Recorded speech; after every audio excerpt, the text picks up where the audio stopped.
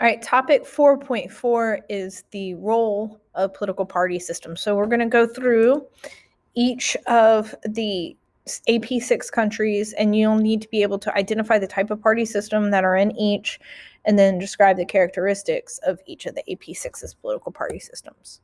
All right, we're going to start with China. China is really easy. Okay, it is a dominant party system.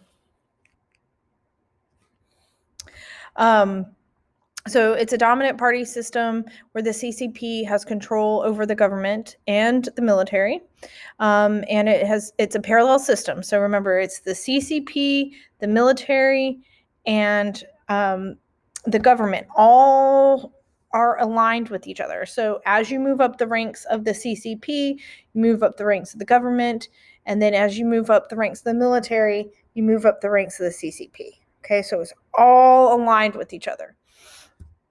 That's the parallel structure. The head of the party, the general secretary, is also the president of the country. And China has rules that only allow the CCP to control governing power. Other parties exist to discuss and consult with the CCP, but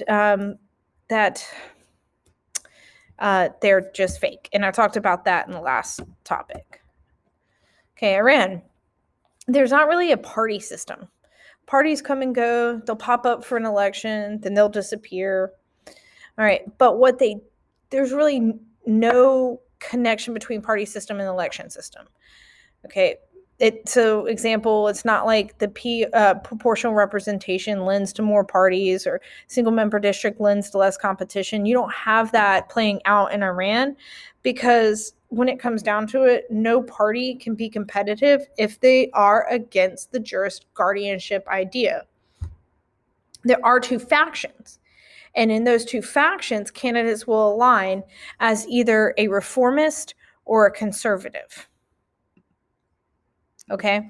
So they're going to be either reformist candidates or conservative candidates. Old Revolutionary Guard reformers, they're all the same. Okay, so let's go through this. You have reformist. So reformist believe in greater social liberties, more economically liberal, like more free trade, more engagement with the West. These would be more moderates. Not a lot of folks are reformist. And where you will find reformist is going to be in the urban areas, coalition of urban, younger, educated. Conservatives believe in Islamic statism. The supreme leader will take care of us. You do have within conservatives, you have hardliners very much tied to the supreme leader, very socially conservative, limit engagement with the West, very much clerical and populist subfaction of the conservative party, or of the conservative ideology. You have traditional conservatives. They're cautious, but they'd be willing to enter into an Iranian nuclear agreement with the West. And then socially conservative, more economically liberal, moderate on foreign policy. Those are pragmatic conservatives. They understand that Iran needs to get their act together to get rid of some of these sanctions to increase trade. They're going to be older, fundamentalist if you're a conservative, and you're going to find them in more rural areas. But no formal parties. All right, Mexico. Again, remember back in the day, dominant party to a multi-party. And part of the help that came along with that is the mixed election system. We have proportional representation and single-member district seats. They ended Dedazo. They ended the patron-clientelist relationships that they had with loyal followers of the PRI. They also added a governability rule. So no party can hold more than 300 seats out of the 500 seats in the Chamber of Deputies. And no party can hold 8% more seats than the national votes have given them. So that is a guarantee that they're going to have diversification in their legislative branch. Now, PRI still holds the most seats with 203, but 7 other parties together hold more seats than the PRI alone. So here you go. There's a breakdown. Morena is the party of the president. PAN is more popular up here in states that are north or more connected to connected to like industrialization and things like that. PRI, PRD, okay, and I can never remember what that one is. I'm sorry. And then independent. So the Institutional Revolutionary Party is non-ideological. So remember, it's one of those catch-all parties, so they didn't like pick a side necessarily. It stayed very moderate. Founded as a coalition of elites, based on a system of patron clientelism to reward supporters. The PRD, the Democratic Revolutionary Party, this is kind of like the left-wing political party with more socialist economic ideas, which is really funny because the PRD and the PAN have formed a coalition in the Senate, and it's like, well, they really don't have as much going on because this is like more socialist and this is more pro-business. So it's a weird coalition, but they're still there. Okay. PAN is the National Action Party. It's to the right of PRI. You kind of think of it as like your classic conservative Republicans. It was created to represent Catholic pro-business interest with a focus on less government intervention, more neoliberal reforms to the economy. And then you find more strength, the PAN party, in northern Mexico, where you'll find the maquiladoras, which are those factory towns.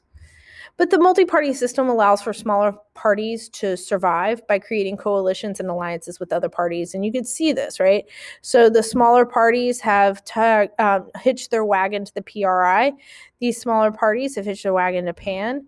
The smaller parties have hitched their wagon to Morena, to the point where a smaller party who doesn't have a lot of seats in Congress actually is the party of the president. So Morena is the Movimiento Regeneración Nacional, the bronze-skinned Virgin Mary. Okay. That is basically what that party is all about. Okay. It is a left-wing socialist populist party. So Obrador, and when we go over economic changes and stuff like that, you'll get a better sense of what he is doing to kind of reverse privatization of industries in Mexico. So yeah, he's against liberation of the energy market. Pemex. He's anti-corruption, or they have campaigned on anti-corruption. I'm not saying they've been successful at it. And they are in coalition with the PT, which is like the Mexican Communist Party, the Workers' Party, the Party of the Worker. And, that's an Encuentro, the socially conservative Christians. I'm telling you, they're making weird coalitions over there in Mexico because we don't normally associate Christians with communists. All right, Nigeria. Okay, it's a multi-party system with ethnic quotas, which affect representation at the legislative level. So you do have to make sure that you have a diversification of ethnic representation within your party just to prevent any ethnic conflict. That is that idea of federal character, making sure that all states with all the different ethnicities are fairly represented. The PDP, the People's Democratic Party, it's the party of the political elite. It was the party of Goodluck Jonathan. It was built as a coalition of support, between North and South. The PDP has agreed to alternate between a Northern and Southern presidential candidate every time. So when Goodluck Jonathan was the presidential candidate in 2015, he was from the South. He was Christian. He lost. So the next candidate that was presented by the PDP was a Northern Muslim. Okay, the PDP really focuses on economic liberalization, privatization, but also supporting social programs. And again, when we get into economics, the Nigerian government under Goodluck Jonathan had a really interesting, small business loan contest that was pushed to try to encourage people to be entrepreneurs. And they are socially conservative. Most of their support comes from, so Goodluck Jonathan here, comes from the South and in the Middle Belt. Okay, because this is the green represents PDP votes. Biafra is outlined. Remember, Biafra is always trying to pop off and have a separatist movement. So you want to make sure that Biafra isn't swinging too far from what the people wanted, or from what the rest of the people wanted. And they kind of didn't want Buhari. So you got to watch that. The All Progressive Party, the APC, they used to be 3 opposition parties against the PDP, but they pooled together and they became one party to beat the People's Democratic Party. They also accepted that North-South agreement. So that's this. They adopted that from the PDP. So a Southern Ibu would probably follow Buhari. And they are favorable of government regulation of business and social programs. And they are, too, very socially conservative. And most of their support comes from the North. But I would expect that to flip once their candidate flips. All right, let's talk about Russia. Again, United Russia is a non-ideological catch-all party. Their main issues are national pride, making Russia a world leader again, economic development, and social conservative values. They dominate the makeup of the Duma. You can see that there are other parties that exist. United Russia was first formed in 2001, when Putin was first elected as president. In 2003, United Russia consolidated its support by raising that threshold to 7%, so it was harder for these other parties to win any seats. Look, United Russia, Homeland, Civic Platform, Independent, just barely made it into the Duma. And Russia switched to a completely PR system for a second, which caused some locally popular non-United Russian candidates to lose seats because they couldn't compete against United Russia at the national level. So they actually narrowed down how many competitive parties they had. Okay. Now the United Russia is dominant, and they changed election rules to a mixed single-member district / PR system and lowered the threshold back to 5% since they had achieved their goal and they wanted to look, quote unquote, more competitive and fair. All right, United Kingdom is a 2-party or a 2+ party system. So it is dominated by the Labour Party and the Conservatives, with few regional popular parties. Conservative Party is blue. Labour Party is red, so that's different, right? We don't normally think like that. So switch your color switch, because we normally think of Labour or left parties being blue and right-leaning parties, being red. All right, so this is kind of a throwback from last notes, but they're important. And I realized that there was a lot of interruptions in 4.2 notes, so I wanted to cover this one more time. There's 650 members in the House of Representatives. Each one of them represent one district as indicated with these dots. You win a seat by being the first person past the post. 1 MP per district. You represent about 7,000 or 70,000 people. You do not have to live in the district that you run in.